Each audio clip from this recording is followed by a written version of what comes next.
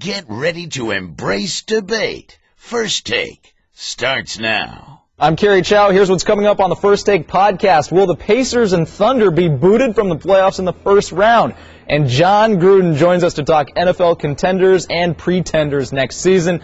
Plus, he'll take us to quarterback camp and break down this year's draft class. The First Take podcast starts right now. Good morning and welcome into First Take. I'm Kerry Chow in for Kerry Champion. Y'all know the Honorable Skip Bayless. Good to see you. I wouldn't go honorable, but that's okay. I'll take it. Well, honorable and real. Yeah, and real. I'll take that. Stephen A. Smith is still sick. We hope you feel better, buddy. But we've got Bowtie Bruce Bowen in the house. What's it like being here? Always good. It's always good to be here amongst this man right here, the most knowledgeable gentleman at this table. Thank you. Yeah, really thank you very much for that. Yeah, he's trying to set me up. But the point is that I got to divulge this publicly.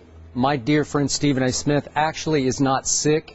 He was actually afraid to debate me on last night's NBA game. There it is. Get well soon, my friend. Shots Get well fired soon. already. All right. Later in the show, Gruden's quarterback camp comes to the... He is coming. Wait, Jon Gruden. He's going to be here. He's going to class up this show. Class it up. Yeah. We need that, actually. He's keeping it real. He's talking Johnny football, the draft, getting skewered by Frank Caliendo, all that good stuff. Gruden joins us for an hour from 10:30 to 11:30. First, let's lead off in the West, where the Clippers took a 2-1 series lead over the Warriors with a 98-96 win in Golden State. The game did not end without controversy, fellas. In the final seconds, Steph Curry put up a step-back three with Chris Paul guarding tight. The Warriors wanted a foul on Paul, who appeared to make contact with Curry's hip on the way down. No foul called. Clips win. Here are the coach's reaction.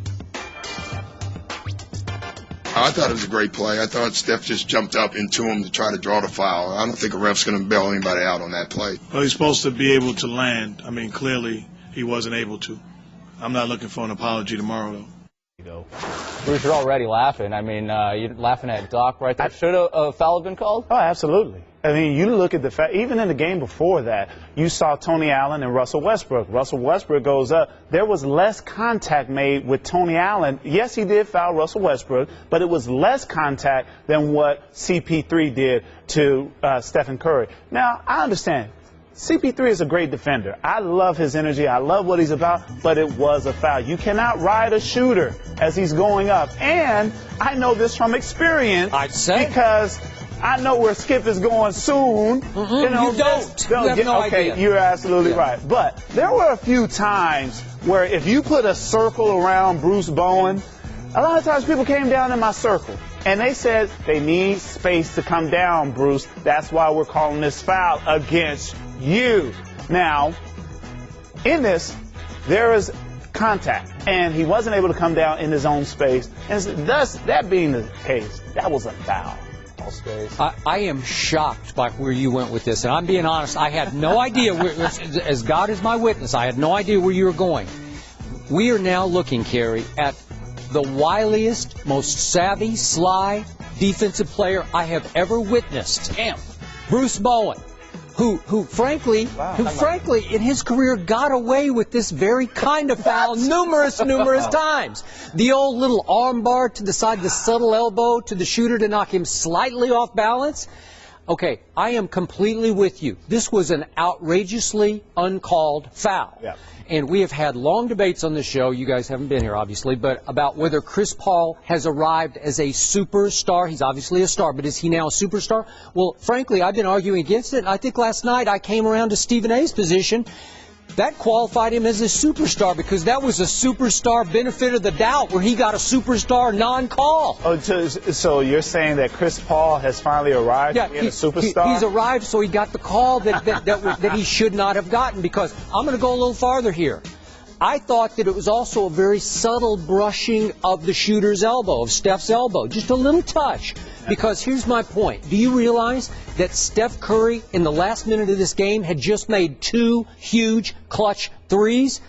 And all of a sudden, you're telling me that on the shot of the game that's going to turn this series one way or the other, 2-1, 2-1, with another game to go in Oakland, you're telling me that the flight of the ball is going to be an air ball 2 feet short of the rim with no foul? Well, is that what were we supposed to buy that? They're not looking at the flight of the ball. Well, I know they're not, but I am. But isn't that proof in the pudding? It is not necessary.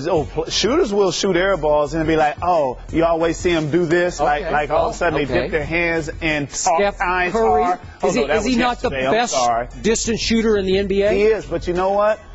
Prior to those last 3 shots, he wasn't making shots. And so it was out of desperation. But he just made 2. He made 2, but if you're going to talk about the best shooter, where were those shots before then? Well, it's out of desperation. You can argue that they put themselves in this position. They definitely did that. Okay. But as we stick to the topic, yes, it is, and this is the unfortunate part about when you have 2 stars sometimes going together. We usually see this on the block. I think it definitely needs to be a change when it comes to wing players, because they don't play with their back to the bat. They're not accustomed to taking the bumps and bruises and things like that without getting the call. And so when you have a big man like a Blake Griffin, who was awesome last night, the shot where he hits on Draymond Green and they wanted to travel, that was easily a play where they could have bailed Draymond, or I should say Blake, and said, he was fouled. No. At this particular juncture, they don't want to blow a whistle, Skip. They don't want to decide a game like that. Travel, I thought. But it was a good shot. But it was a travel. But it wasn't called, so that there in the case it wasn't a travel. Mm-hmm. So I like the fact that you allow superstars to dictate the game. That's fantastic about the game of basketball. But at the same time, when it's like that, you got to go ahead and say that was a foul. Okay, back to the play.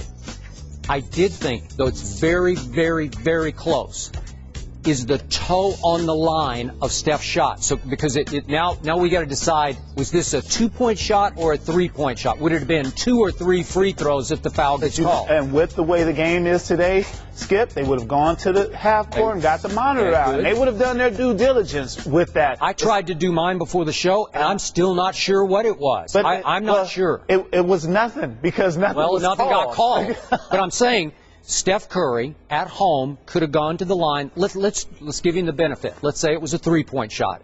It's real close, but could he have made all 3 free throws at that stage of the game? Just quick stat. This year, last 3 minutes of games, regular season, he was 38 of 41 from the free throw line. I think he could have made 3. I would have bet on him to make 3. Well, the thing is, you never know what the situation is, because CP3 went to the line. And he missed. He clanged too. That's the thing. He missed one last night again. And that's what I'm saying. And the fact that it's so much, going on, whether it's great emotions and then there's the nervousness. I think you have to accept the nervousness in order to be successful. But for Chris Paul, you're on another opponent's floor. You're dealing with the crowd issues. You're trying to quiet your mind. And same thing with, we see Russell Westbrook go to the line. He knocks down the first free throw, and then he claims the second one. So it's so much debate there as far as where does it go, what may have happened. Let's look at this play again. We've got it on Spot Shadow. Let's take a closer look and inspection. Is this or is his foot not on the line? Take a look at this. It's not on the line. It's not on the line. It's like it's behind there. Okay, so you're shooting 3 free throws if you get the call that the quote-unquote superstar did get. CP0. I mean CP3. See? He has 0 championships, right? Well, I mean, okay. You're right. He's not a superstar yet. I haven't seen enough. He's still a superstar. No, he's not. He hasn't done enough yet. You know what? Because of him right now being with the Clippers, that's why they have more of the toughness that they have. We remember a time where the Clippers had great talent, but they didn't have any toughness. Charles Barkley said a few years ago, it's just unfortunate that the toughest guy on your team happens to be your point guard. And it can't be that way. I saw Chris Paul defer to Blake Griffin because of where he's now become as their star. And you need the inside presence to help out with shots going on the outside. J.J. Redick doesn't get those shots if CP3 doesn't get it inside to Blake Griffin and allow him to do the things that he was doing. Was this no call a playoff changing no call? Sure. Oh, man, come on. I'm still dealing with issues from 2008. I agree. Brent Barry doesn't get the foul call against the Lakers. Joey Crawford. Well, I don't know who it was. It was Joey. I don't know. If I know the play. Now, if it was Joey, I think it had more to do with Tim. It might have been. But no, it's something that you're so demoralized. And, yeah, everyone wants to say, oh, you know what, hey, it's just one game. All we need to get is one. But, you know, it takes a lot out of you when you work so hard. And ever since we were kids, we've had officials on the floor to keep the rules of the game in play. So when you feel slighted, guys aren't necessarily that quick to say, hey, I'm going to take that thought process for what Bruce Bowen does as far as the bow tie, being optimistic wins. They can't always do that. You catch that? You catch that? I did catch. Okay. But so you move on and you're a little demoralized. And as Mark Jackson said, I don't want to hear about it tomorrow because it has nothing to do with what's going on right now. Real quick on the topic of CP3 being a superstar, our buddy Stephen A. Smith had this tweet. He said, very happy. I thought he was sick. Oh, he's not. He's got something to say. Very happy to see real Skip Bayless come to his senses about CP3. The call could have went either way, but it happens. Clips deserve the win. Oh. What? No, you can't. Now, I was all with that tweet until wait. it says deserve. Wait, he's courageous enough to tweet from a distance because he knows I can't take him to task sitting in that seat right now? Are you kidding me? He ran for me today. Yes, he's well enough to tweet from his sick bed. You know, the whole deal, that's this generation. The thumbs don't have an effect. Proof is in the pudding. Sorry, Stephen A. about that one. All right, let's stay in the West. The Grizzlies withstood a furious 17-point comeback, including a ridiculous Westbrook 4-point play to beat the Thunder 98-95 in overtime, take a 2-1 series lead. OKC got 60 points from Kevin Durant and Westbrook, but on just 36% shooting. How much trouble are the Thunder in, Bruce? They're in trouble. I'm not going to say it's, oh, no, they're done, because they're a resilient group. And when you have a resilient group, you can go down 1-3 to a team and still force a 7-game, bring it back home, and lose in overtime, I'm bringing up old memories again against Dallas, so I'm sorry. But, what concerns me is the fatigue factor, because they're wearing on KD. Every time he goes to the basket, you see 2 and 3 guys around him. Same thing with Russell Westbrook. You have to, I repeat, you have to get others involved when you get into the paint. Russell Westbrook had opportunities where he got into the teeth of the defense, and he could have kicked it out to Cephalosha or Serge Ibaka to develop their confidence. When they're just watching these guys and they finally get a shot, they don't have a rhythm. And so with what Tony Allen is doing as far as being physical, love it. But Russell Westbrook and Kevin Durant is starting to take its toll a little bit, and you see with the production. Kevin Durant missed some threes last night that were in and out. And what that tells me is that he's not getting enough lift on his shot, and there's fatigue to play a bigger role in that. So for the record, I have said on consecutive days on the show that the Thunder would win this series in 4 games, then 5 games, down to 6 games. I have said each time the Thunder are simply too talented as a basketball team for Memphis. But they're no longer a team, because I'm in awe of what I'm not seeing from the Thunder, who have destroyed our Spurs 4 times this year, because that was about a 9-man basketball team.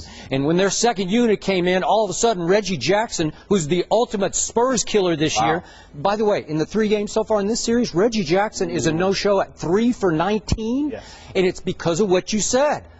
Do I get a turnover here? Oh, okay, every once in a while we're going to give Reggie 1 turn. Well, God, I'm cold, man. I don't feel, I'm not in the flow here.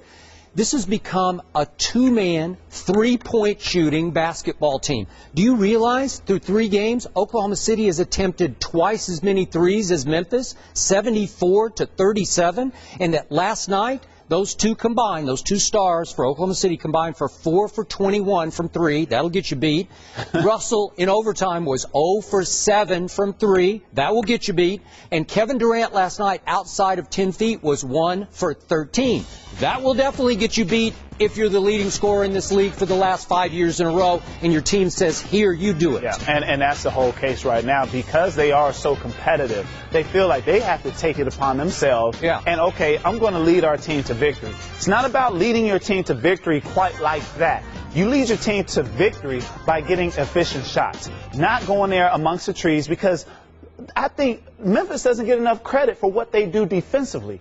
They are able to go down 19 points and still cut into that lead because they have a system. And that system is first foremost defense and going through Marc Gasol. We see when they go through Marc Gasol, they get good things going on. But with OKC, they don't have that low block guy that they can go to. It's a wing-dominated team, and it just continues to show up more and more. There's only one team in this game that has been able to do things in a way where you look at them doing things from the outside as compared to the establishing an inside presence, and that's the Miami Heat. But we're not going to talk about that. But it is so ironic that you have these two with Russell Westbrook and Kevin Durant. People are talking about, oh, they're this, they're that. Kevin Durant, best scorer in the game. But you know what? When that best scorer doesn't have the comfort of space to operate, he's no longer the best scorer. Now he has to take that and say, how can I make my teammates better? Instead of shooting 1-on-3, hey, I'm going to go up and kick it to Serge Ibaka in the mid corner or kick it to Thabo Sefolosha. Get him going. And as you said, Reggie Jackson, where are you? I don't know. You know, Jeremy Lamb, where are you? Because when Russell was out, these two were huge. But that's the whole pressure. Your old friend Derek Fisher, where's he? D-Fish, he's applying for that AARP. Is he? But he is out there, but it's not. You're not going to get as much as what But boy, I'll tell you what, down the stretch in the regular season, Derek Fisher made a bunch of big shots for this team, and all of a sudden, this whole offense, to me, has degenerated into Russell Westbrook dribbling the ball up the floor and deciding, okay, it's my turn now. Or maybe, Kevin, I'm going to give you a turn now. And it's either your turn or my turn, your turn. And when it's your turn, you just go solo, man. You just go against a couple of guys, and you just rise up and shoot it, and it better go in or you're going to lose the game. Sometimes guys don't realize that the things that you did that were successful in the regular season, you cannot do in the postseason. So for them to do that, you can't take it upon yourself. You got to get others involved. Okay, so bottom line. Last night, Memphis was ahead by 17 points with 7:43 left and tried its best to hand the game back by not scoring again for the next 7 minutes. Here, you can have this game if you want it.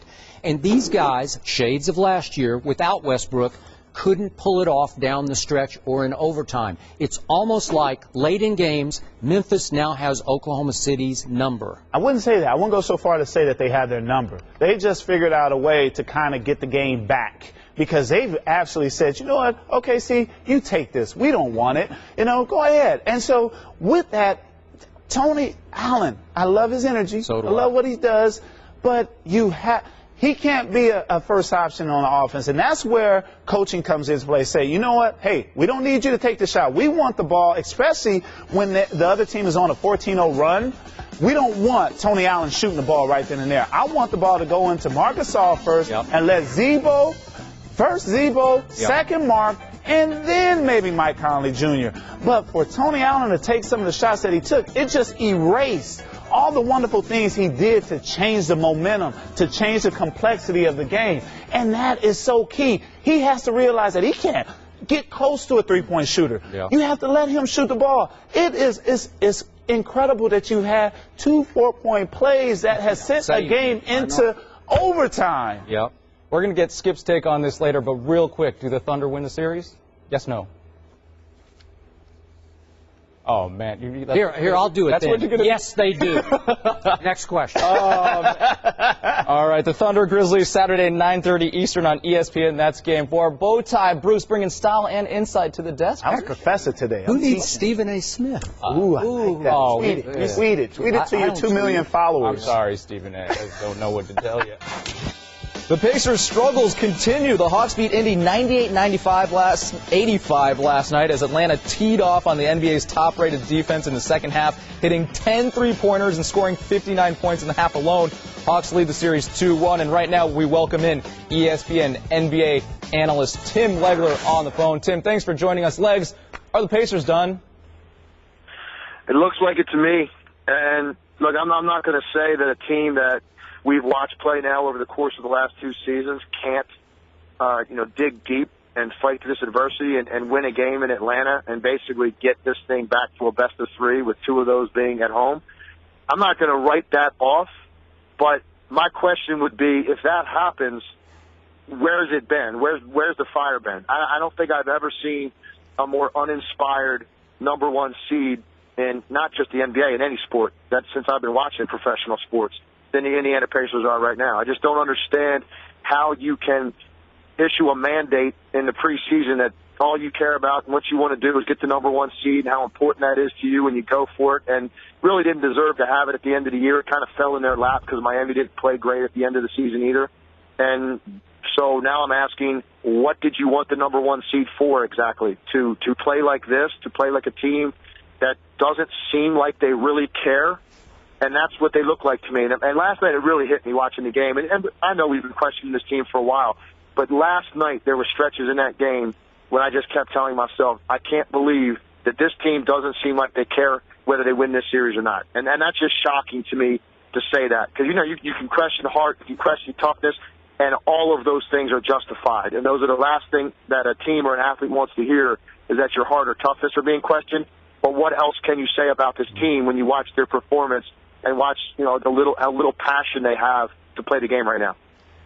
Tim, as you know, I've been covering this league since the 1970s, and I have never, ever seen a top contender collapse like this contender has over the last 3 months of the regular season and into the playoffs against the 8th seed. And it looked like to me that last night they had either quit on themselves or they had quit on their coach. If you had to pin it to something, somebody, where would you pin it right now? Well, I think I would have to start with Roy Hibbert. I would start with Hibbert for this reason. I know he's not a major part of what they do offensively, and he's not even a great rebounder. We've been killing his rebounding for a couple of months. He's never been a great rebounder. For a guy that's 7'2", to average 8 rebounds a game pretty much for your career, that's not a great rebounder, okay? But the complete lack of regard for being a productive player, which is what he has shown us over the last month, I think that has drained some of the energy from this team. Because when he is protecting the rim and when he is a force inside and when he does hit people with a hard foul when they come to the lane, which he has done over the course of last year's playoffs and the first half of the regular season this year, it inspires their team. He basically stopped playing. I attribute some of it to their personnel changes. They're bringing in a guy like Andrew Bynum. Yep. And there's nothing about Andrew Bynum that is going to say, hey, that's an inspiration. He is the ultimate downer for me. To bring a guy like that into your team who hasn't really done anything productive on a basketball court in 2+ years was a bad decision. To get rid of Danny Granger and bring in an Evan Turner, I'm not really putting this on Evan Turner personally, but Danny Granger was a popular guy. He was a mentor to Paul George. He was a respected veteran player in that locker room. You get rid of him, you bring in Evan Turner, who was taking 18 shots on a horrific team in Philadelphia and had been losing all year, has been losing pretty much since he came into the league. You bring that to your roster. You look at, Paul George just not playing like a star and actually regressing. So there's so many places I go. The emotional immaturity of Lance Stevenson and how that rears itself. And then Frank Vogel's inability to get this team back on track. This is what you get paid for as a head coach. Yep. You have to get a pulse on your team and figure out how to get them back playing inspired basketball again. And if that means lineup changes, make lineup changes. Take guys out of the starting lineup. Change your rotation. Do what you have to do. But for him to sit there night in, night out and continue to watch the lack of passion that this team is displaying without really changing anything, that falls right at his feet as well. Does. So skip, it goes across the board. And about the only two guys I'm not blaming for this other than the fact that they made the Bynum and Turner move are Kevin Pritchard and Larry Bird. I don't see where their culpability is. They thought they'd build a team that could win a championship. And this team got to the point where, hey, okay, here we go, a 2-month sprint to the finish, and you guys don't feel like playing anymore. It's unbelievable to me. Tim, I told you just before the season started that the Pacers would ultimately go as far as Paul George's rise took them. Would he go from star to superstar? He has regressed. And I'm going to nail this one more time because we talked a lot about it on the show.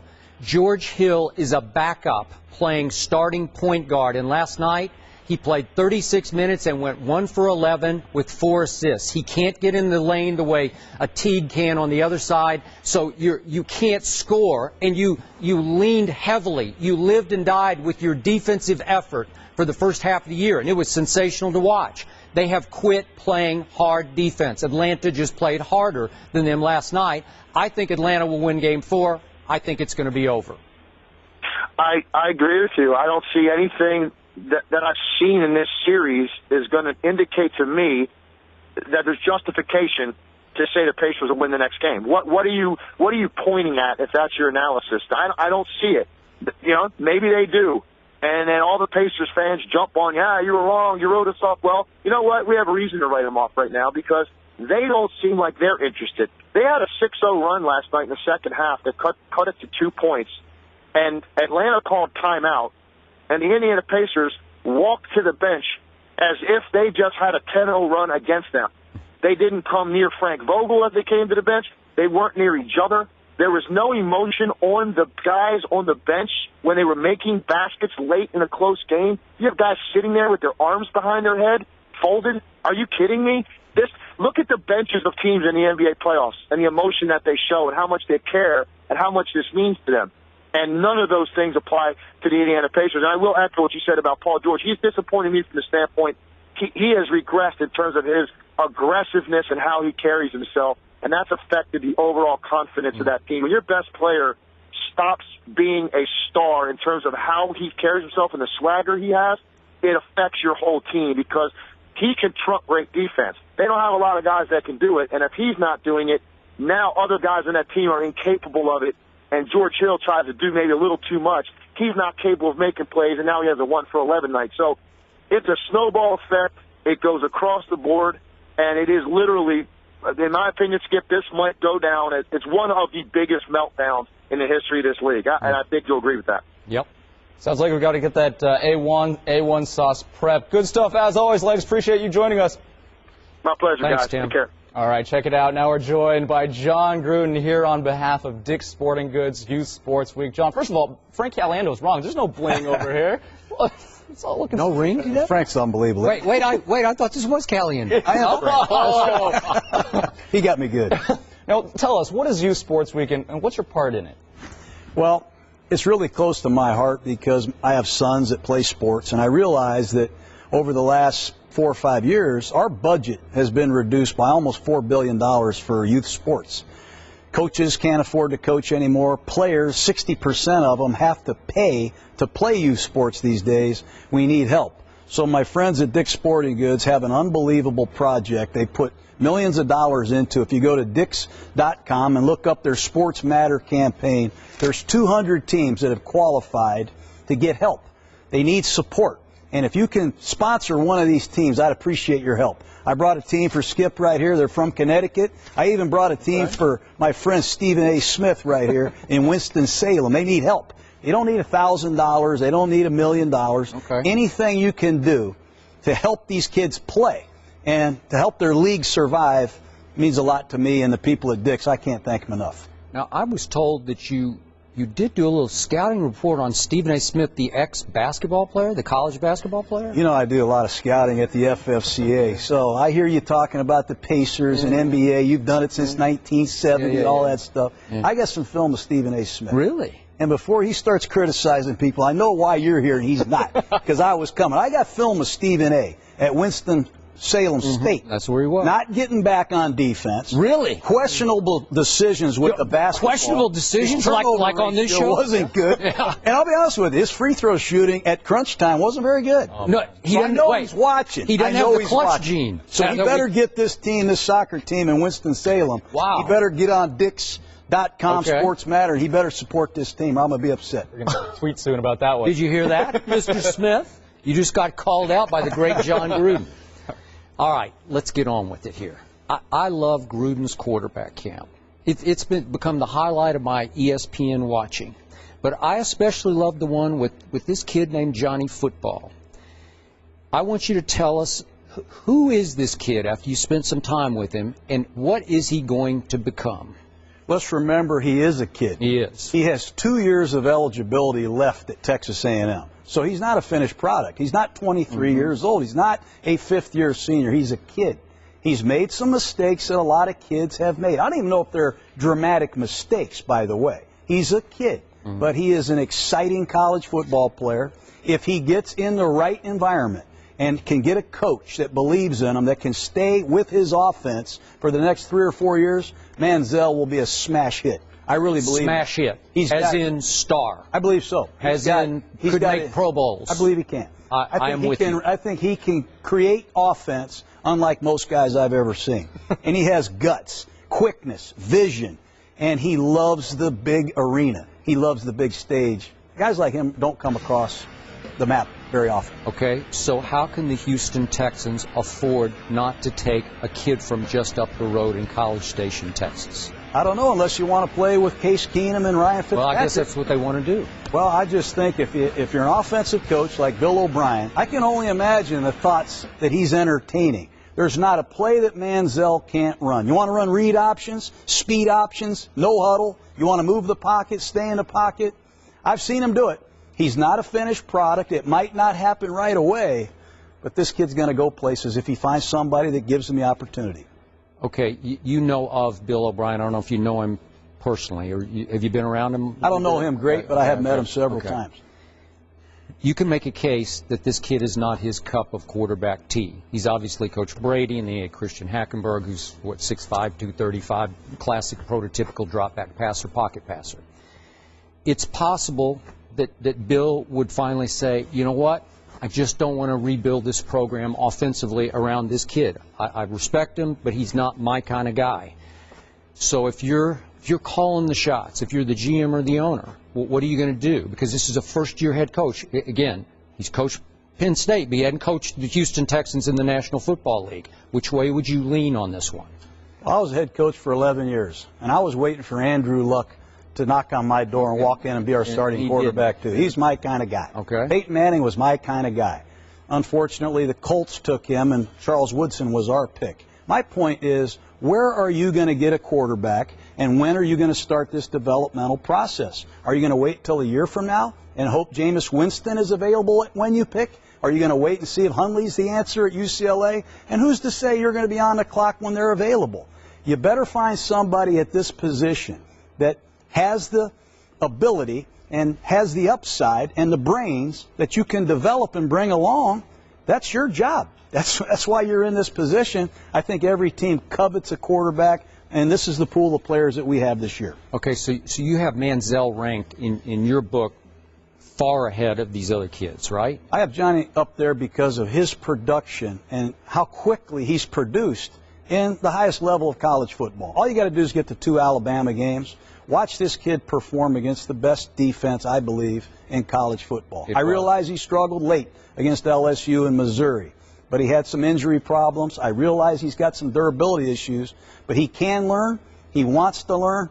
And, man, is he fun to be around. He just brings your organization up, I think, a notch. Did you feel, and I know him a little bit myself, I think this kid has a high IQ on and off the football field. Did you get chalkboard IQ from him? We had 2 days of chalkboard. Yep. And he has very good communication skills, very good retention. And when he learns it, he can teach it. And that's what the quarterbacks of today have to do with this new CBA. These quarterbacks have to be able to get on their phone and call these players and get them to Texas, get them to California, and run these workouts because they're not available anymore like they used to be. So there's a huge upside here. It's not a finished product. It might take a year. It might take 6 months. But it's going to happen, and I think it's well worth rolling the dice. Okay, but we have our Mel Kiper, who sat here as late as yesterday and said, hey, Jadeveon Clowney is once in 20 years as a pass rusher. Todd McShay says he's never graded a better pass rusher, a more dominating pass rusher than Clowney. You had, once upon a time, Simeon Rice flying off that edge for you. You had a whole lot of other football players, too. You had Sapp and the whole rest, Derek Brooks, obviously, and it was an all-time great defense, but you did have a stud pass rusher. So would that give you how much pause if you're with that first pick? Well, hey, I want Clowney, too. You can't have everything in this world, Skip. No. And you got one pick. I'm with you. But I remember working for Al Davis, and you used to cover the Raiders out there. I can still remember, oh, God, there's Skip Bayless. Because he was after me out there. But I can remember Al Davis saying, what's the priority of this organization? What position? It's the quarterback. It was in Al's wheelhouse. It was in my wheelhouse. It was the same thing in Green Bay with Ron Wolf when we made the Favre trade. When I grew up with the 49ers, it was Montana, and they traded for Steve Young. You better have a quarterback, and you better start developing one, or the chances are you'll be like me, fired. There you go. Okay, let's do bigger picture. If you could handpick an offensive coach for Johnny Manziel, I'm going to just throw a name out there for you. If I could do this, I would pick Chip Kelly. And I'm not going to rule out Chip Kelly and company making a run at trying to land Johnny Manziel in this draft before it's all said and done.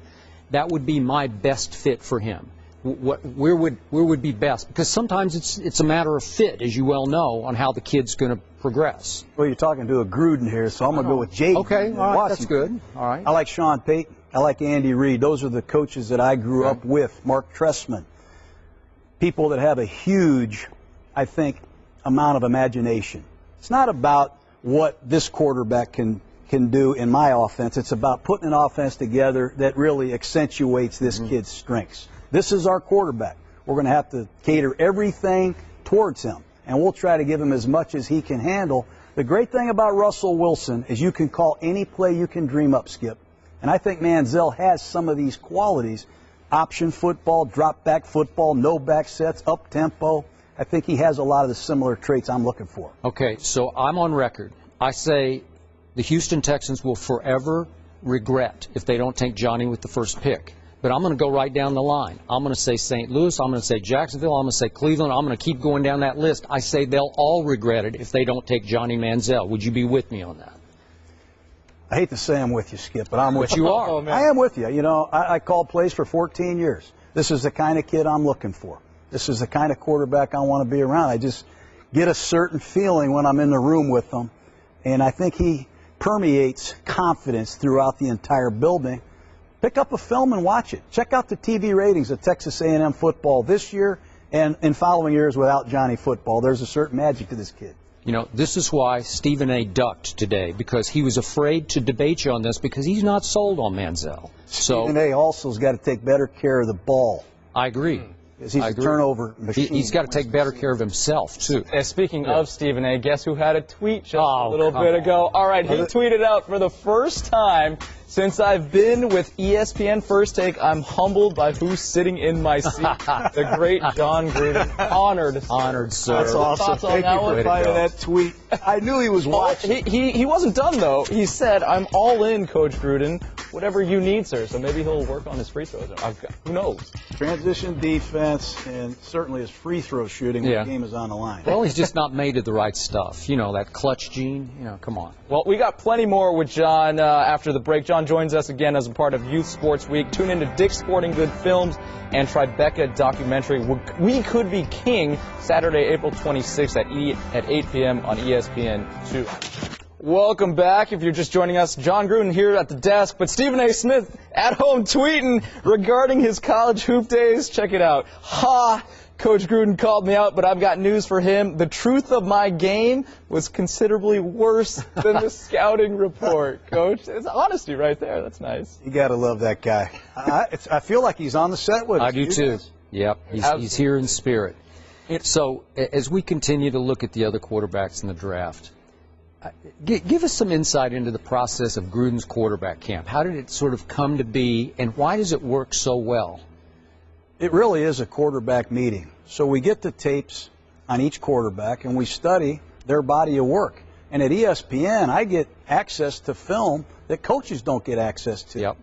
So I get all the tape, and we screen the video, the good plays, the bad plays. We try to learn their offense. This takes a lot of hours, It takes a week for one quarterback. One guy. So when the quarterback shows up, he meets with us. He starts at 7:30. We go till about noon. We break for lunch, and then we go work out for about an hour and a half. So ESPN, they take the 5 or 6 hours of footage, and they take it back to Bristol, and they turn it into a 24-minute show, whatever it is, with commercials. So it's really just a quarterback meeting. You really never know what's going to make the air and what isn't. But we're trying to help these quarterbacks by pointing out some things that they did well, maybe some things they can work on, and what they should expect as they head into the next level. Hopefully they get 1% better. That's the only goal of our day. And I think most of them have had a pretty good experience. But what I love the most about it is, because of your stature in this game, not only on Monday night, but you won a Super Bowl and you coached for a long time, they will let you go at them in ways I could never go at them for sure. Stephen A. and I couldn't do this to them here because they'd be offended. They'd fire back at us, and they open up to you and allow your. It's sort of good-natured criticism. I mean, you always sort of cloak it with humor, but it's pretty tough. You get after them. And we won a lot of games in Oakland with a quarterback named Gannon, who really wasn't drafted to be a quarterback. And we won a Super Bowl with Brad Johnson, who I think was a 9th-round draft choice. It doesn't matter what round you go in. What does matter is what's inside of you, your preparation, your commitment to the game. And if they can really get a big picture understanding of that, everybody has talent to a degree. But we just try to point out a lot of different things, and hopefully some of it sticks. So let's do final analysis from Jon Gruden on the rest of the crop. Let's start with Bortles, Blake Bortles. Another underclassman. Central Florida Golden Knights winning the Fiesta Bowl. You didn't predict that. Nobody did. They were like 18-point underdogs? It's a great accomplishment. Yeah. Big power pitcher, 6'5", 235 pounds. A little Ben Roethlisberger in him. Has mobility and size and physicality. That's a great combination, but he has some growing to do at the position because of his youth. I didn't see Roethlisberger's arm, the talent or strength. Did you see? I don't think he has Ben's arm yet, but I do think he has the ability to throw the ball from awkward positions, unlike most people in this draft. Running to his left against Tulsa. Unbelievable accuracy and down the field passing from awkward positions, which is a big part of this. Even though it was against Tulsa, right? They didn't play the that's tough. true. Okay. But he did make the throw running to his left from an awkward position. It was on the money. Okay, Teddy Bridgewater did not do himself any favors on his pro day. And I've always said you can only lose your pro day because everybody expects you to throw against air pretty well, if not very well. Your takeaway. He's another underclassman. You would like to see him perform at a much higher level at his pro day. You want every pass complete. He did miss some throws at Louisville, but what Bridgewater has is toughness. I saw this kid get smashed, not only against Florida, but to win the division against Rutgers playing on one leg. I like the toughness. He is not as big physically or as fast as I expected, but the one thing about Teddy Bridgewater is he's tough. And he can understand football, and he's run a West Coast offense. That's what he ran at Louisville. I like his upside that way. But he's got to throw it better. Could he be a starting quarterback in this next league? I think he can in time. In time. Okay. The biggest riser, I guess, on the board is Derek Carr. You had him in. Your thought? Well, he's one of my favorite guys in this draft. As a guy or quarterback? Both. Both. Pure arm talent. He has the best arm talent in this draft. We had Santonio Holmes, a number of NFL players participating in the workout. All of them had their eyebrows raised by Carr's passing ability. 5th-year senior. A lot of people want to compare him to his brother, and I think in some ways it hurts him because of Fresno State, same as. This is a totally different quarterback than his brother. Very interesting upside. He can hum it. Would you rank him above Teddy right now on your board? He's ahead of Teddy on my board because of the sheer arm talent, and he's a 5th-year senior. I just think he's a little further along fundamentally. I've heard this from a number of people, but in his 2 bowl games, I did not watch either one of them. He was under a lot of heat, obviously, against superior teams, and he was flinching and cringing a little bit in the pocket, and it gave some scouts pause. Fair, unfair? Well, against SMU 2 years ago, Margus Hunt probably got a 2nd-round draft selection. He almost killed Derek Carr in that game. Okay. Now, Carr had a sports hernia that whole season, and I think it impacted him on the practice field, and it caught up with him.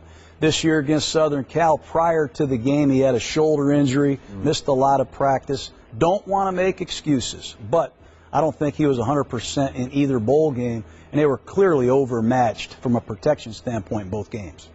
Okay, let's get back to Clowney. We mentioned him in our first segment, but I wish you could have done a camp with Clowney. That would have been a spectacle. I'd love to see that.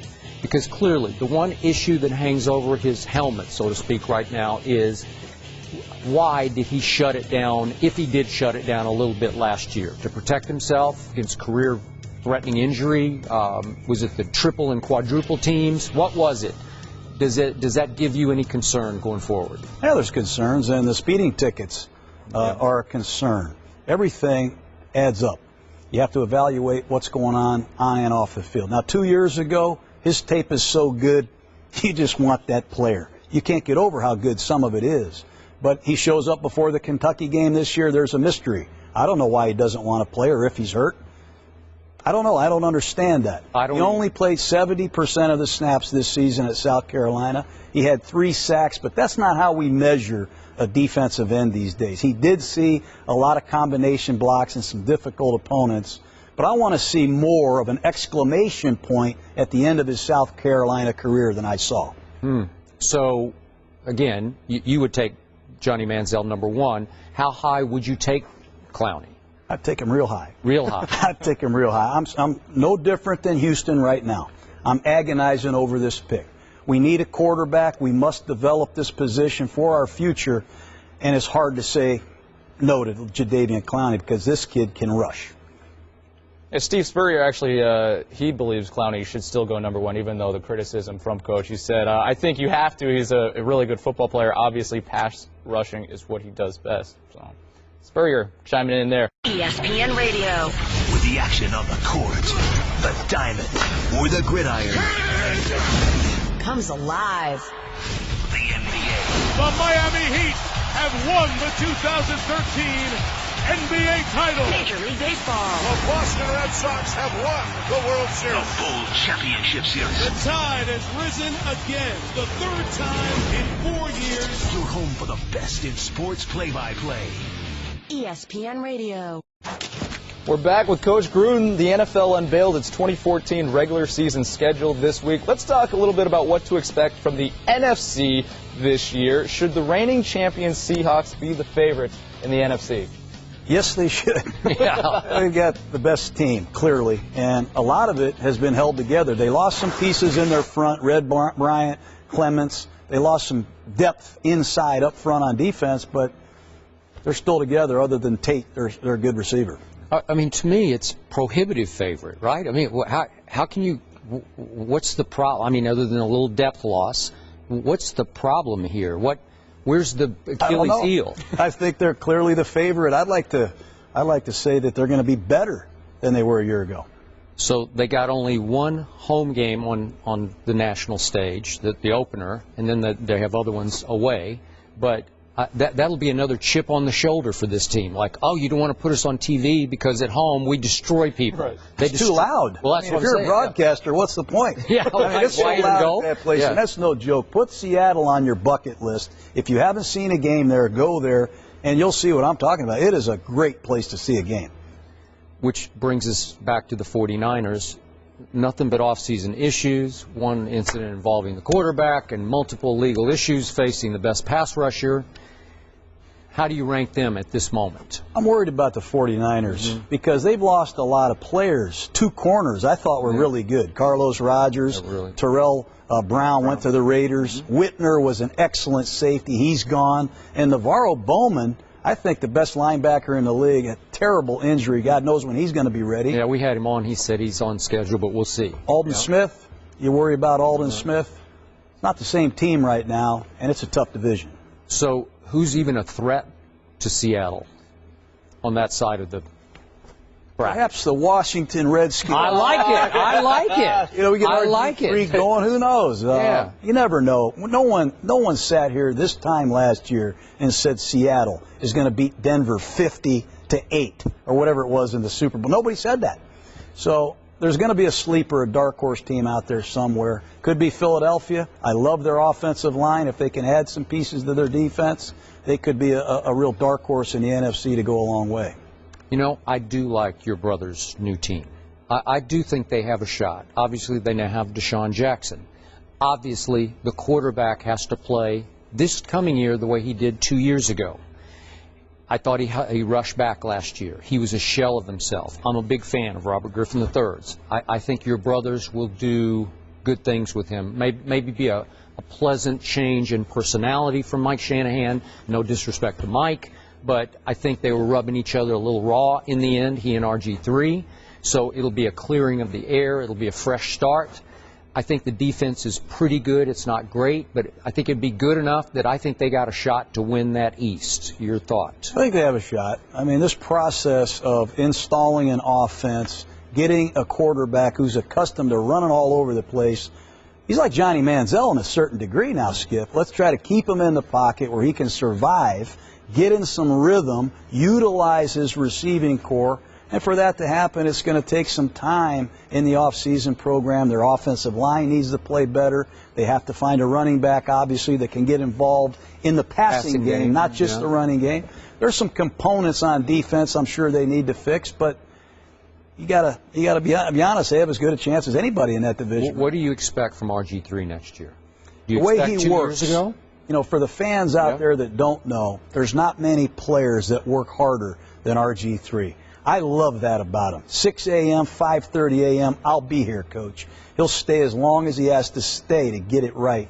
So I have to believe he'll be on a fast track. I think he's really motivated to prove to everybody that he can do whatever you ask him to do. I think he's got a chance to be one of the comeback stories of the year. I'd be very shocked if he isn't. And what's the biggest challenge facing your brother as a head coach in this league? Now, he's been a very successful head coach in the smaller league, the Arena League. But what will be in D.C. and the NFC East, the NFL, his biggest challenge? I think the challenge for him is the same one for all these coaches. There's a new CBA. You have to really manage your time extremely well. When we have an hour to meet, let's have the best meeting in the NFL. When we have a blitz pickup period, 12 plays is all we have time for, let's pick up all 12 blitzes. Let's make sure we hire the best coaches. Let's make sure we do a good job of drafting and developing players. And let's take some chances on a Deshaun Jackson. Let's take some chances on some free agents and see if we can get more out of them than their previous team did. You mentioned the Eagles. What do you expect from them?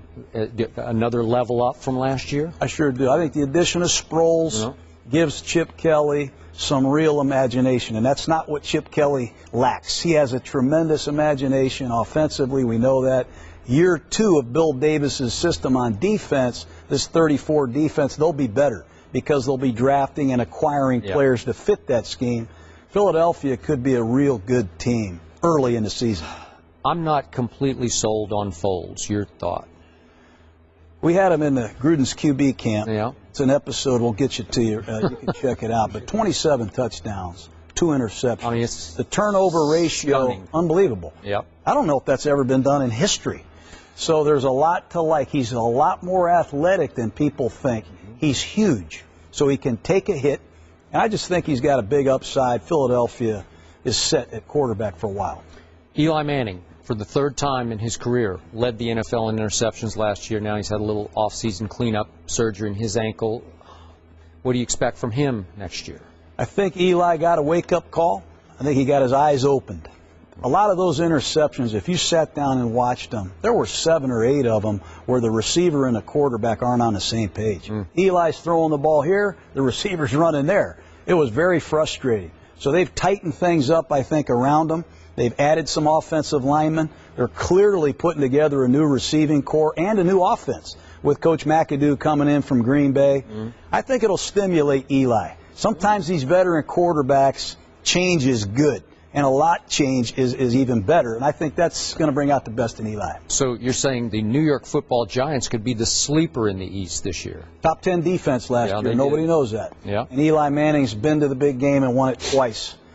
If they can stay healthy, they've been decimated. Yeah. They really have, especially on their offensive line. They haven't been able to run the football, which is a huge part of Tom Coughlin's background. They can start putting these pieces back together around Eli Manning. They'll be fine. Okay, now I'm going to ask you the toughest question I've asked all day. Will you convince me to climb back on the Cowboy bandwagon next year? I won't convince you. Thanks a lot. The quarterback has physical issues. He's got big issues. He's 34 years old, and he's got physical issues. A back is a back, and that's a daunting issue to overcome. I do like their offensive line. I love Tyron Smith at left tackle. Fredericks, and this offensive line played extremely well.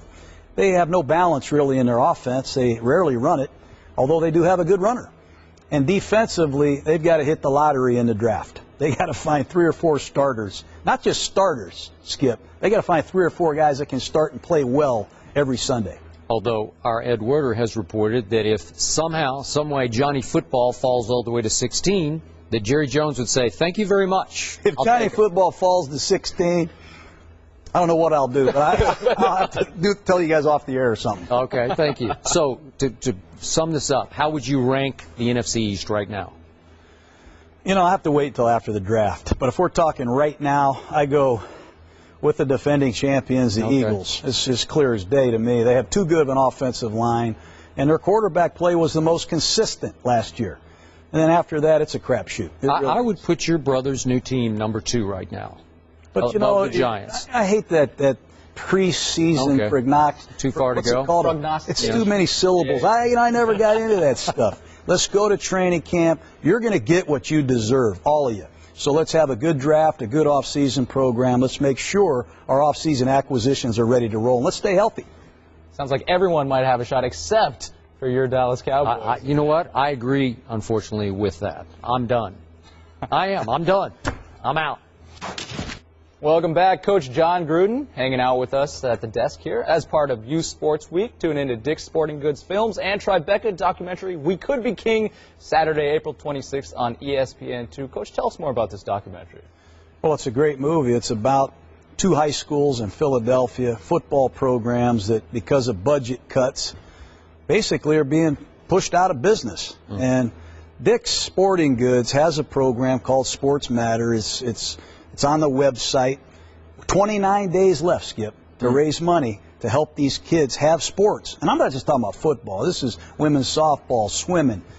Young people need our help, so if you can afford anything, please get on this website. It'd really be appreciated. You're serious about this? Yeah, when I got fired from coaching, I coached my son's high school football team. They didn't want me because I'd coached in a Super Bowl. They wanted me because I could afford to buy the practice footballs. We didn't have enough money to pay the coach or to buy practice gear. And we were in one of the better programs that I saw. So it's all over, not just Florida, not just Connecticut, not just wherever you're from, even Winston-Salem, where Stephen A's from. Please get on this website. Anything you can do to give back is huge. We appreciate that. Oh, thanks. Before we get back into your AFC thoughts, give us a thought, because we never get to ask you about things like this. But you become the voice of Monday Night Football. Love you. It just can't miss for me. What's it like to prepare and do Monday Night Football for Jon Gruden? How does it compare to getting ready for a game as a football coach? I try to keep everything the same. So when we get back home on Tuesday morning, that's kind of the day off after the Monday night game. But Wednesday, it's all one team. And then Thursday, it's all the other teams. How many hours, Wednesday, Thursday? We'll be in there early now, 4:30, 4 o'clock in the morning. Do you do it like you used to do? We're just doing making blitz reels, red zone reels, what they're going to do in short yardage. Really? We have coaches coming in to help us out. Now, I'm not very good at all the other teams around the league, but those 2 opponents, I think they are selected to be on Monday Night Football. That's the only teams we're concentrating. So one team Wednesday, one Thursday. And then Friday's review. And we walk through. You got to walk through. We have this new thing called Huddle, H-U-D-L. It's by the Exos Video that we have acquired. So I can send out clips of tape to all the people on the Monday Night Football crew to show what we deem are the best matchups. Hey, check out this Ahmad Brooks for the 49ers. He's playing really good. The right tackle for so-and-so is going to have a hard time blocking him. Or this is the route they run out of a bunch formation. Something that we might want to preview so when we get to it in the game, we can make it evident to our viewers. How nervous are you on Monday afternoon? I'm nervous. I mean, look at me. I'm nervous sitting here next to you guys. I'm not really nervous as much as I am excited, especially early in the game. When that light comes on for the cut-ins, Tirico, I said, Mike, just take all of it. Because I see the crowd. Here comes the teams. They're announcing the lineups. You love football. That's all I want to come through. I love football, high school, college, pro, youth football. That's why I'm here today, trying to get some help and some interest in saving the game. And how close does this whole emotional experience come to coaching a football game? Very close, because of the preparation, because of the team I'm on. I'm surrounded with people that love it. The guys in the truck, the guys that are on the set with me, the guys that are in the behind-the-scenes areas, they love it. And this is a big deal. Monday Night Football, it's been around for over 45 years. It's an honor to be a part of it. And I don't care who's in the game. It's the game of the week as far as I'm concerned. And, hey, that play-by-play man you're sitting next to has you in the palm of his hand every second. He's all pro. He's all time. And he can announce anything. He can announce the British Open on the way home if he wants to. On the way home. He's an amazing guy. When the game's a blowout, how do you guys decide what to talk about? The real thing when a game gets lopsided is never quit on the game. You watch what Andrew Luck did to Kansas City. I remember what Peyton Manning did to me on Monday Night Football. I learned the hard way. Never quit on a game. Somebody's watching it. Let's finish. Speaking of Peyton Manning, and you brought it up earlier, we were all stunned by what happened to the Broncos. At least I was. I don't know anybody who wasn't stunned by the outcome in the Super Bowl. The loser of Super Bowls has had a rocky record trying to bounce back. Especially this team could have a rocky time trying to get up off the mat emotionally from that, as Stephen A. always says, beat down. Your thoughts on how difficult it's going to be to pull yourself back up to the top of the AFC off that debacle? That's tough to get off the mat from. Yeah. But when you have Peyton Manning and you've added on defense DeMarcus Ware, Aqib Talib, TJ Ward, and you're getting healthy, this team could be a wrecking machine in the AFC. I like their team a lot. Do you? And it starts at quarterback. And remember, their head coach had a heart problem last year, missed 5 or 6 weeks during the season. What they overcame a year ago is still a huge credit to them. So I hear you about the additions, but they had a bunch of subtractions too. I'm not as high on Denver as you are right now. Again, it's early. We got to see what they do in the draft. But they had, they lost their running back, and they lost not the favorite, but a favorite receiver in Eric Decker of Peyton Manning's. I think Peyton will be every bit Peyton Manning for the 3rd straight year, but I just think they're going to have a little drop-off because of the Super Bowl and because everybody else will get a little bit better. But you think they're still, are you going to go team to beat in the AFC? I don't think there's, in my opinion, any question. I think if Von Miller, now that's saying a lot, Von Miller needs to come back. He's got to play like Von Miller played as a rookie. This kid is a difference maker. And if they can get Von Miller and Ware from the Cowboys to rush like he's capable of rushing with a lead, they're a problem. They're a real problem. They might be a little drop-off, but if there is, it's going to be John, very little skip. As a Cowboy fan, I can attest that over the last 5 years in Dallas, the All-Pro who used to be DeMarcus Ware, I started calling him Ware, as in W-H-E-R-E. Where are you, DeMarcus? I don't know where he was. Big game after big game. Where are you, 94? I don't know. He was always nicked and knacked and this and that. He's late in his career. I don't know. You might have overpaid for a last hurrah here. That's what they said when Peyton Manning went to Denver. Well, now that's all. Career, I didn't coming say off that, a neck. When I was growing up in the 49ers system, the theory was under John McVay and Bill Walsh, if a player has played great before, there's a chance he can play great again. You remember those 49er teams bringing in Hacksaw Reynolds and Fred Dean. Huge dividends some of these veteran players paid. And I think Ware is going to be so excited by rushing with a lead, with that quarterback. When you join forces with Peyton Manning, why do you think all these free agents go to Denver? They go there because they want to play with number 18, the Sheriff. I'm worried about teams that play Denver. Well, another pretty good cornerback decided to go to New England. Shocked me. I thought it made the Patriots the team to beat at this point. Your view on what you expect from New England? If Will Fork can come back, if Gerard Mayo can come back, those are 2 great defenders. They are. And if Browner, when he comes off the suspension, and if Revis is all the way back from the knee, come back, they're going to be tremendously improved.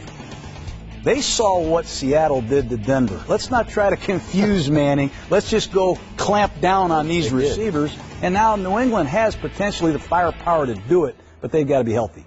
Gronkowski, you expect? Got to come back. Okay. These guys, there's a lot of questions there in New England from an injury standpoint. So you're not as sold as I am on the Patriots? I know Denver's going to score. They are going to score because they have too many skilled players with this quarterback in this style of offense. So I know they're going to put points on the board, and I think with that lead, they're going to have some creative pass rush combinations that are going to be interesting. Okay. New England has that potential if they can get all their pieces healthy. Any other AFC dark horse spring to mind at this point? Not at this point. Yeah. Let's see what happens after the draft. Last year, a lot of people were picking Houston. They lost 14 straight games. A lot of people were picking Atlanta. I think they went 4-12. So picking teams to be in the Super Bowl and be great in April has never been very good for anyone. So I'm going to reserve comment on that. But I like Denver. I do like New England. Okay. And I like Indianapolis because... Okay, I'm glad you brought them up. That was my next place to go. Everybody loves that kid, Andrew Luck. Greatest thing I've been told again and again since John Elway. You're a big fan. I was more of an RG3 guy, and I was on the record, and Stephen A. and I went back and forth. I thought RG3 could ultimately be the better pro quarterback, and I looked pretty good through the rookie campaign. My issues with Andrew Luck, as prototypical as he is, high character, had a lot of big late game surges, but he's turned the ball over a lot in a lot of big situations. As a rookie, he had the second most turnovers in the National Football League to Mark Sanchez. Last year playoffs, as you well know, 3 interceptions, 4 interceptions up at New England, 7 total interceptions in 2 playoff games. He nearly threw them into a hole against, you brought up the game, Kansas City, that they couldn't climb out of, but they did, thanks in large part to him. Bring me back up a little bit on Andrew Luck. If you put every personnel director in the NFL in a room and says we're going to have a draft, you can have Clowney, Manziel. Matter of fact, you can have anybody you want in football today. I think 90% of them or more would take Andrew Luck. He can do everything you want to do. We did the Colts Buccaneers on Monday Night Football when Painter was the starting quarterback. Manning was hurt. We had the media guide. We're looking at the lineups. They had Reggie Wayne, Pierre Garçon. I don't recognize a lot of these players. They were 2 wins. Matter of fact, they almost ran the table and lost every game. They were a franchise that was in disarray. They drafted Andrew Luck. They won 11 games. This kid is different. He can run. He can run over you. He can run around you. And he has a tremendous football mind. And they haven't had a great supporting cast at receiver around him. Last year, Dwayne Allen, their tight end, out for the year. Reggie Wayne, down the stretch, is gone. They're playing with Hayward Bay and a lot of obscure players that not a lot of us know as household names. For a young guy to overcome all this and do what he's done, 22 wins in the regular season in 2 years, that's awful. So harsh of you to be critical of. Okay, but you're going to give him a pass for 7 postseason interceptions with that kind of hype around him. Well, you're disappointed in that. 3 of those interceptions came when the game was out of reach now, let's be honest. One of them, clearly there was a receiver quarterback breakdown. I don't know if he thought the receiver was going to go here. Which one? The one early on the slant route. Okay, I got it. Yeah. But my point is, you have to take accountability for the turnovers. Andrew Luck, in those situations, probably would agree with us. He needs to play better.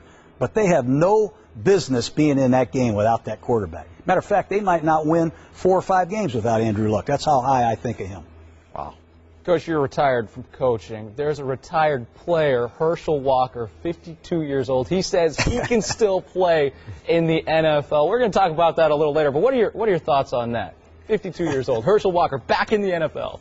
You know, my dad coached against Herschel Walker in college, and Herschel was really impressive when he was an 18-year-old freshman. But 34 years later, I got to see it to believe it, Herschel. I do too. Last quick question before we let you go. I've watched you react to Caliendo's impressions. Sometimes I see you grit your teeth a little bit, and then sometimes he makes you laugh. Your thoughts on his impression? How do you not laugh at that? I mean, unless you're an idiot. He's good for football. He's good for all of us. You know, having a laugh, sometimes at your own expense, is a good thing. But does it tick you off a little bit occasionally? No, it's just I got ticked off because it lasted for 3 hours. He was making fun of me for being broke and having no life. You didn't see some of the stuff that ticked me off. It was classic, good stuff. And thank you so much, Jon. Hey, thank you, guys. This was the greatest hour we've ever had on First Take. I appreciate it. Tell Stephen A. I'll be back the next time with my highlights. That sounds like a plan. Be sure to catch that documentary, We Could Be Kings, Saturday, April 26th, 8 p.m. on ESPN2. Again, thanks to Jon Gruden. 52 years old isn't too old to play running back in the NFL. At least that's what Herschel Walker is saying. He recently told USA Today Sports, I can play in the NFL today. I couldn't take every snap. But running backs nowadays don't play every down. Now they send in the choir section. Physically, I can still do it. And we bring in another former Cowboy great, Darren Woodson, to talk more about this. You know, first of all, welcome. But thank you. do you agree Herschel Walker can still play in the NFL at age 50? No.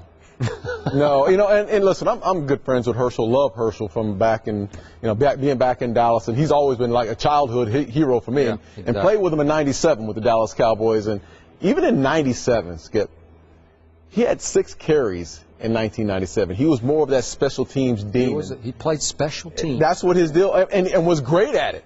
And was great. And was an absolute monster in the weight room, strong as ever. And even when you see Herschel now, you think, man, this guy doesn't age. He absolutely doesn't age. But when you look at the great running backs over the years, LT at 29 years old that was the last time he had 1,000 yards. Jerome Bettis, who we love here, and I love JB. 29 years old, he was done after he rushed for 1,000 yards. That's the last time. Yep. Eric Dixon, 29 years old, they drop off.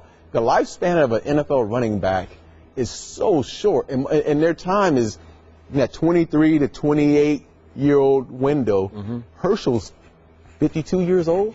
It's just not going to happen. And realistically, and let's talk about not only that, but let's give some of these football teams and these GMs and head coaches some credit.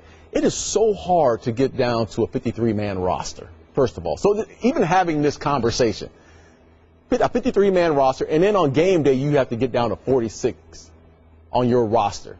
I mean, who in their right mind would want to think about bringing in a 52-year-old man to play not only just a running back position, but just a roster position? Yeah. It's just not going to happen. I know Herschel pretty well. I covered him before your time in Dallas. I will say this. If there's any 52-year-old alive who could gain some yards as an NFL running back, it would be this man. This was a special, special athlete.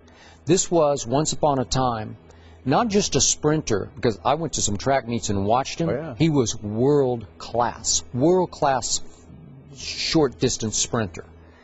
And yet, the problem that the early Cowboys had with Herschel Walker was that he always overhyped himself. So to what we're talking about right now. Like, Herschel supremely believes in Herschel, and he did when he came to Dallas and was paired up in what they called the dream backfield with Tony Dorsett. And there were a lot of veteran players on that team who quickly believed that Herschel was trying to run Tony out of Dallas. And he effectively did. I don't know if it was overt, covert, however you want to look at it, but effectively Herschel became such a megastar when he hit Dallas. Had his own TV show on cable there, Friday nights. I was on there several times.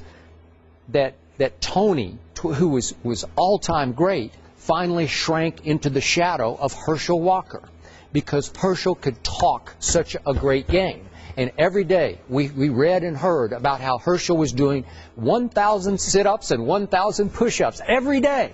And finally, some of the veteran Cowboys, just a little before your time, Everson Walls, Mike Downs, Dexter Clinkscale, Dennis Thurman, now the coordinator of the Jets, were like, time out. That's a bunch of baloney. And so they began to quietly call him out, tell some of the media guys, that's just a bunch of hype. That he doesn't do 1,000 and 1,000. And they started to tell him to his face, Herschel, you're hyping yourself. I got to know Herschel later. His heart is big and good. Yes, it is. He just has that supreme, almost crazed self-belief. And I must say, in 1986, I won't bore you with the numbers, but if you're interested, go look them up. Herschel Walker took as much punishment in one season as a running back, both running and catching the football, for a declining Tom Landry's Dallas Cowboys team as it faded into oblivion. The most I've ever seen a single running back take in a season was Herschel Walker. He did not try to make anyone miss. He would run over any and everything in his path. Back at Georgia, he could get away with it because he would run over a Bill Bates at Tennessee, which was a classic run where he just smushed him, just smushed him, and you just left him in a little pool on the field. But in the NFL, it was hard to do that. Herschel tried to do that. Herschel would believe that right now, if he got 5 carries in an NFL game, he could get you 15 or 18 yards, and maybe he could. But who in their right mind would want to do that except for the sideshow? Maybe an arena team would try it. I don't know, because no one's in better shape. The Alouettes in Canada. I don't know. Brought Ocho Cinco. I don't know. They could pair him up with Ocho. That'd put a few people in the seat. I think that we all have that ego, including me. I look at some games and say, I can give you 15 snaps. Sure.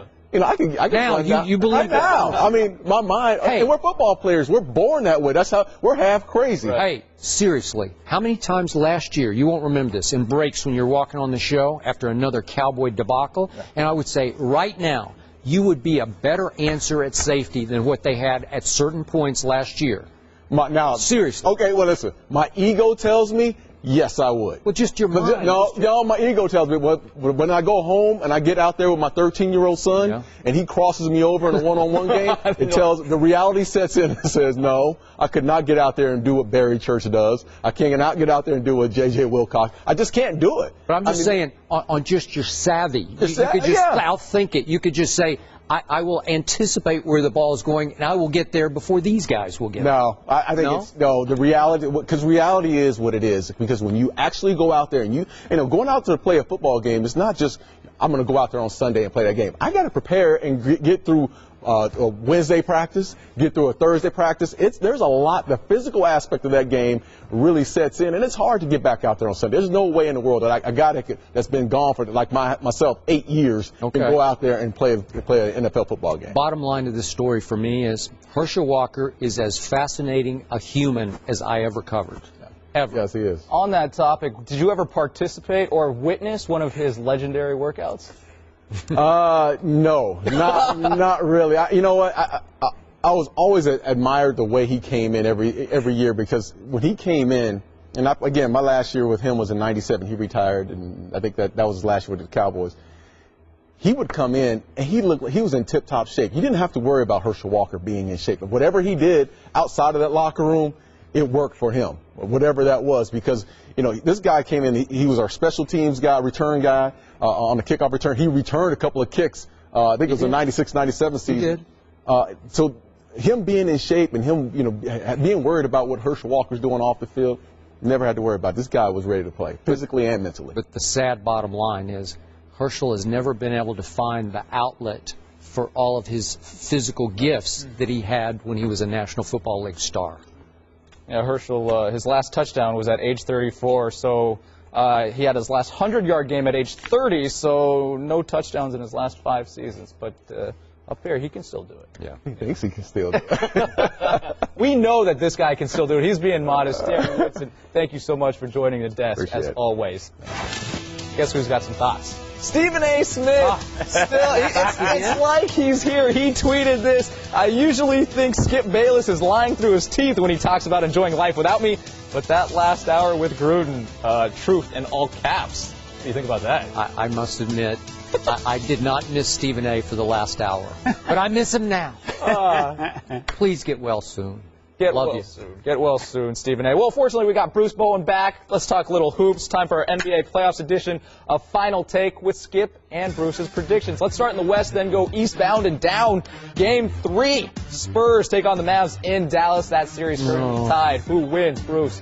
I'm going with San Antonio, and I know a lot of people are going to, that's news. But I think with the maturity of that team, understanding how to really respond to losses in the playoffs. It's really about how you respond to victories and losses. They did not respond well to their victory in San Antonio with 24 turnovers. That's not a response. That's sleeping. So I think they will not allow Dallas to get 44 points in the paint. I think they make the necessary adjustments, which is defense, and a little bit of more defense.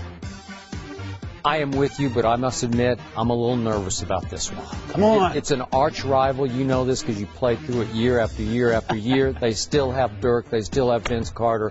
They still have Marion. They still have some firepower. But I am with you. I thought Game 2 was the one we'll look back at as the turning point in the postseason for the San Antonio Spurs. North or south, and I say it's heading straight north as you're eastbound and down. I'm going north. And in this one, I'm with you. They will lock down on defense, and they have to move the ball a little quicker on offense and jump out to a lead and say, no, this is our series. Starts now. I think the bench needs to play a little better as well. Patty Mills can't go 1 for 7. Nope. You have to have Danny Green to give you that efficient three-point shooting knockdown. One thing that you have to give credit to Dallas, they've run San Antonio off those three-point lines. Marco Bellinelli hasn't had the shots that he had during the course of the regular season, and this isn't, as you said, it's not typical 1-8. This is Dallas. This is, you know, the rivalry. This is what basketball is all about in the state of Texas. If Ginobili hadn't scored 27 the other night, they might have lost by 40 at home, and instead it was only 21. I can sense this guy wants to lace him up right now. I think they could use him. We're bringing back Darren Woodson and Bruce Bowen. Bring them all back. All right, let's Game 3. Houston heads to Rip City. Trailblazers lead the series 2-0. Who wins this one? Ooh, I think Portland wins this one. It's a tough place to play in Portland. You know, playing in their arena, the crowd is excited. They haven't had this type of excitement in years.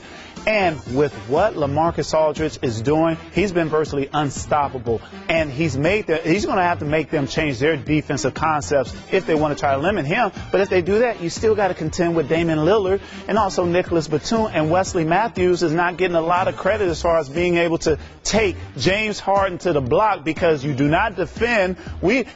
Houston needs the James Harden that played in OKC playing against the Lakers guarding Kobe. Not saying he shut him down, but he gave more effort. And that's the biggest issue for me concerning Houston is the effort of James Harden and Dwight Howard. Do you really want to score all the baskets and then not allow your other teammates to get involved? Because he's not their best player. It's James Harden. James Harden needs to be involved in a lot more. I agree with everything you just said, but I disagree with your bottom line. This is a stubborn pride pick on my part because I picked the Rockets to win this series, and I'm going to stick with them to win Game 3 against all odds. I'm going to say LaMarcus scores 30 instead of 46 or 43. Okay. Yeah, just 30. Just 30. And James Harden is going to close one deal, and it's going to be the Game 3 deal in a very difficult place to win a basketball. Well, it remains to be seen, but, you know, they really need a huge game from James Harden. And what the Portland Trailblazers has done is they've made him play both sides of the ball. It's not just about him resting on defense and then doing all the things he's special to do on offense. Now it's about, hey, what about Chandler Parsons? You know, Jeremy Lin, Patrick Beverly needs to be involved as well. But you only get that involvement when Dwight is kicking the ball out and he's taking it upon himself to do a lot of scoring, which is playing into Portland's hands. And what do they do in the second half? We send a double team at him. Now he's confused because in the first half, it was so easy for me. It's all about adjustments in the playoffs. As y'all mentioned, it's about that defensive effort right there. Grizzlies lead the Thunder 2-1. Pivotal Game 4 at the Grindhouse. Who wins? I say OKC because they have the experience, they have maturity. Not that Memphis doesn't, but Memphis has had two games that OKC will look at and say, we've had a chance. No matter how many points we've been down, we've had a chance. And being able to watch film, Skip, going over certain things where you weren't successful, you can make the necessary adjustments. They're desperate now. Their backs are against the wall, but at the same time, players tend to listen even more now because they can't afford to continue to say, oh, we'll get them next time. We'll get them next time. And it's the whole Tony Allen deal. I think his play is pivotal, but I think that he does some mistakes there where you foul a three-point shooter while he's shooting in the act and allow them to get where they need to be. You don't think he was just trying to trip Russell, right? And just make him fall on his knee one time more? Ooh, I would hate to think that someone would go that deep. Too. Well, Russell's sitting over there icing his knees in timeouts and timeout, you know, when he's out of the game. And I'm thinking, wow, he must be having some real knee issues. It is with the left knee, not the right one that had the 3 surgeries. I don't know. I'm going to hang in with this. I'm going to stick with you here on this one. I think the Thunder take back control of this series by winning a convincing Game 4 and taking it back home. And yet it's got to come down to Reggie Jackson's got to score 15 points, and Ibaka's got to throw in 12 or 15 points. They have to become a basketball team as opposed to a two-man, three-point shooting team. I say even more so the defense as well. Yeah. They have not been. I think Kendrick Perkins has done a fantastic job against Zach Randolph. I say fantastic because Zach is a guy that gets 20 and 10 in his sleep. Yeah. So he's really had to work for a lot of the things he's done. So I say kudos to Kendrick, but everybody else needs to step up as well. Step it up. All right. My Clippers and the Warriors. Game 4. My Clips. Clips for the chip. Game 4 at Golden State. Lob City leads 2-1. Who wins on Sunday? I think Clippers win on Sunday because of the momentum and the fact that once a superstar understands that there's nothing anyone can do to limit his effectiveness, as in Blake Griffin. Oh, I thought you were talking about Chris Paul. No. I'm getting ready to get to Chris Paul. I was going to him in a second. Oh, okay. They got two superstars. Exactly. The fact that you do have him playing at this this level, all the work is paying off right now, and he wants to close the deal. And the biggest difference this year, Skip, is the fact that they have Doc Rivers, who has held them accountable. Hey, Blake, don't cry to the officials. CP, be quiet. Put your mouthpiece in. Don't cry to the officials. I want you guys to play the game, deal with what may come, and be better because of it. This team has one superstar, and you just mentioned him. His name is Doc Rivers, and that's the only one who has some jewelry. Am I right about that on this Clippers team of yours? Yeah. But I do say they just broke the will of the Golden State Warriors, which have had their internal struggles. I don't know what's going to happen to Mark Jackson. Hot seat. I think that the Clippers win Game 4 and just end this series fairly quickly. You see it in the posture. You see Stephen Curry sitting there like, it was a tough. No, if anything, I got to have some cheerleaders in that locker room say, hey, fellas, you know what? Hey, it's not over with. You got to have a short-term memory as well in the game of basketball, especially during the playoffs. It can be done, but it takes a tremendous effort for you to try and get it done. Stephen A. send a tweet to remind Skip, CP3 superstar. CP 0 with 0 rings? Let's head to the East. Hawks lead the series against the Pacers 2-1. Game 4, who wins? It's such a toss-up here for me. I say it because all the scrutiny, all the things that's going on, and I want to believe that the Pacers have the wherewithal to bounce back. I want to believe it, Skip. They're the #1 team on the East for the whole season, basically. So with all that being said, I say the Pacers get it together and they win their next game. Now, it's going to take people playing for the whole of the units. It's not just me doing one-on-one. You got to have Lance Stevenson attacking the basket as he has, because that creates shots for others. You got to get the ball from one side of the floor to the other. And George Hill, you have to get your mind right. Let's get happy. Think about some of those old school cars you like to drive in. So I'm going with the Indiana Pacers on this, even though we've been beating them down. I think they quit on themselves and on their coach. I think Atlanta wins this game, and Atlanta will win this series.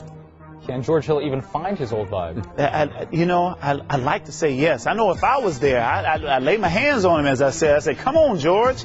And that's the biggest error here, is that I can't do it for them, and I see what's going on, but even at the same time, they have to realize those things for themselves. And, Roy Hibbert, all the flack and all the media attention that he's receiving right now because of his terrible play, it's not because of what people are saying or writing.